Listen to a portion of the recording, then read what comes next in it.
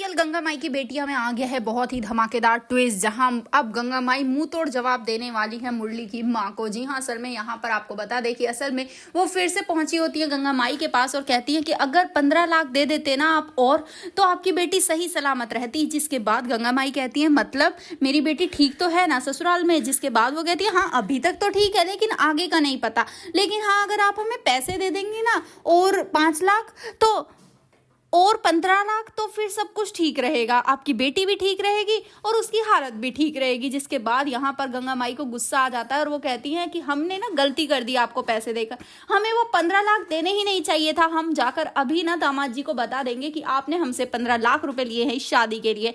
जिसके बाद यहाँ पर अब जो मुरली की माँ होती है वो गुस्से में आ जाती है और हाथ उठाने वाली है अब गंगा माई पर कमजोर समझकर। लेकिन इस बार गंगा माई चुप नहीं रहेंगी बल्कि मुंह तोड़ जवाब देने वाली हैं उसे, और साथ ही उसका हाथ मरोड़कर उसे ही एक उल्टा थप्पड़ रख देंगी और कहेंगी कि हमें ना कमजोर मत समझना। जिसके बाद यहाँ पर अब ये बात मुरली को पता चलने वाली है। जिसके बाद यहाँ पर मुरली अपने घर वालों से बात करते हुए नजर आएगा और साफ साफ कह देगा कि अगर आपने स्नेहा जी को परेशान करने की थोड़ी सी भी कोशिश की ना तो मैं इन्हें लेकर यहाँ से चला जाऊंगा हमेशा हमेशा के लिए।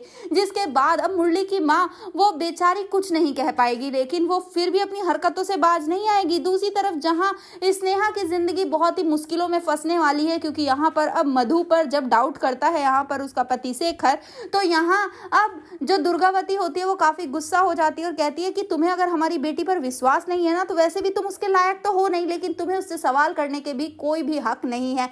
जिसके बाद मधु बता देती है कि वो प्रेग्नेंट नहीं है बल्कि एक और लेडी होती है वो प्रेग्नेंट होती है। जिसके बाद यहाँ पर अब जो सिद्धू होता है वो भी गुस्सा हो जाता है और वहां से जाने लगता है, लेकिन तभी शेखर उसे पकड़कर कहता है कि आज जिस दो राहे में मैं खड़ा हूं ना कल तुम भी खड़े हो सकते हो सकता है कि स्नेहा जी की जिंदगी में कोई और लड़का आ जाए, और नहीं भी आया तो तुम्हें अपनी माँ को मनाने में बहुत ही ज्यादा मुश्किल होगी। जिसके बाद यहाँ पर अब वो सोच में पड़ जाता है कि बात तो सही है, लेकिन वहीं पर अब स्नेहा की जिंदगी का क्या होगा? क्या सच में जो नया हीरो आया है क्या वो उसके लिए ही है? क्या सच में अब उसके साथ ही होगी स्नेहा की शादी? आपको क्या लगता है स्नेहा की शादी किसके साथ होनी चाहिए, इस न्यू हीरो के साथ या फिर अब सिद्धू के साथ? आपको क्या लगता है हमें कमेंट करें। ऐसे ही खबरों से जुड़े रहने के लिए आप हमारे चैनल को जरूर सब्सक्राइब कर लें।